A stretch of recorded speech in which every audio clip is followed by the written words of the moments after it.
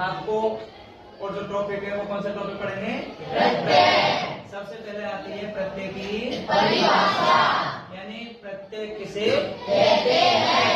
तो वे शब्दांश जो किसी मूल शब्द के पीछे जुड़कर उसके अर्थ में कहलाते हैं प्रत्यय। यानी वे शब्दांश जो किसी मूल शब्द के कहाँ पर जुड़ते हैं?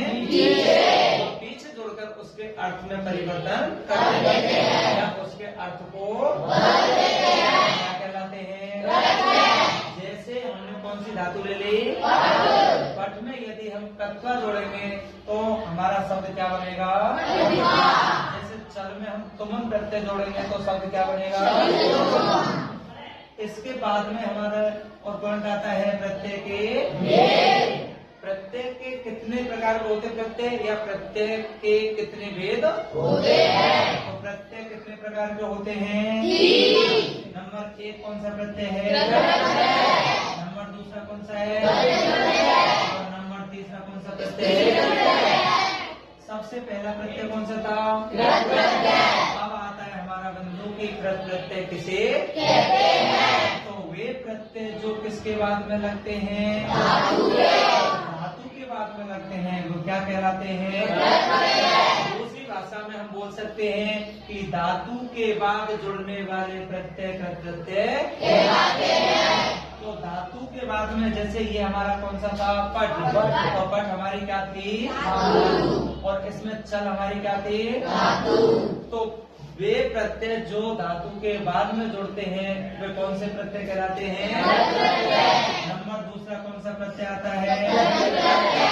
वे प्रत्यय जो किसके पीछे लगते हैं? संज्ञा या दूसरी भाषा में कह सकते हैं कि संज्ञा या सर्वनाम के बाद जुड़ने वाले प्रत्यय कौन से प्रत्यय कहलाते हैं? जैसे हमारे बल हमारी क्या है? संज्ञा। अगर बल में हमने कौन सा प्रत्यय जोड़ा? तो हमारा पुल्लिंग में जो शब्द था वो क्या बनेगा? बलवान। और स्त्रीलिंग में जो शब्द बनेगा वो क्या बनेगा? नपुंसकलिंग में जो शब्द बनेगा वो क्या बनेगा? तो इसमें बल हमारी क्या है? संज्ञा। तो वे प्रत्यय जो संज्ञा या सर्वनाम के बाद में कौन से प्रत्यय कहलाते हैं? समझ में? दूसरा नंबर 3 कौन सा प्रत्यय है? स्त्री प्रत्यय। स्त्री प्रत्यय किसे कहते हैं?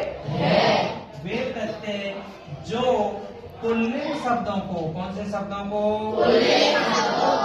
कौन से लिंग में बदलते हैं?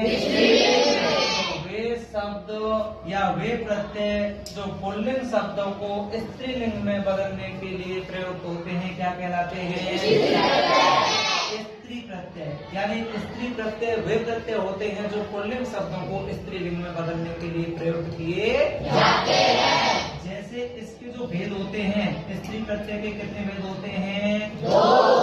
नंबर 1 प्रत्यय होता है टाप प्रत्यय। कौन सा प्रत्यय होता है? टाप प्रत्यय।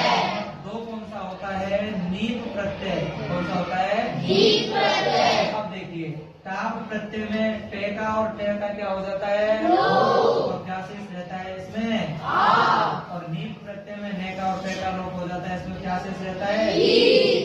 यानी वे प्रत्यय जिसमें आ की मात्रा लगाने से पुल्लिंग शब्द स्त्रीलिंग में बदल जाए वो कौन सा प्रत्यय कहलाएगा?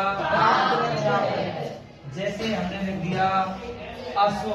असो माने क्या होता है? अब इस असो में टाप प्रत्यय लगाएंगे तो टाप में शेष क्या रहता है? तो हमारा शब्द क्या बनेगा? अश्वा। और अश्वा का मतलब क्या होता है? घोड़ी। जैसे हमने क्या लिख दिया? अजह।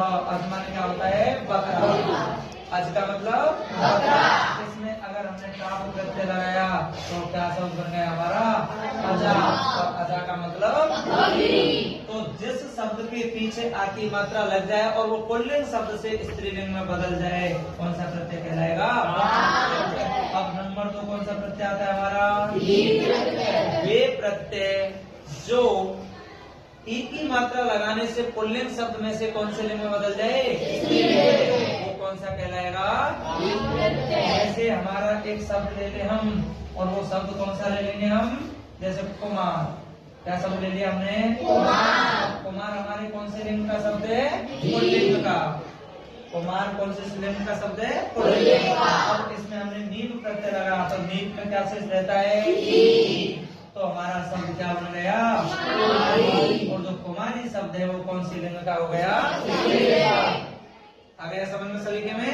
ऐसे ही कृत प्रत्यय के भेद होते हैं, लेकिन इसकी पहचान है कि धातु के बाद जुड़ने वाले प्रत्यय क्या कहलाते हैं? संज्ञा या सर्वनाम के बाद जुड़ने वाले प्रत्यय।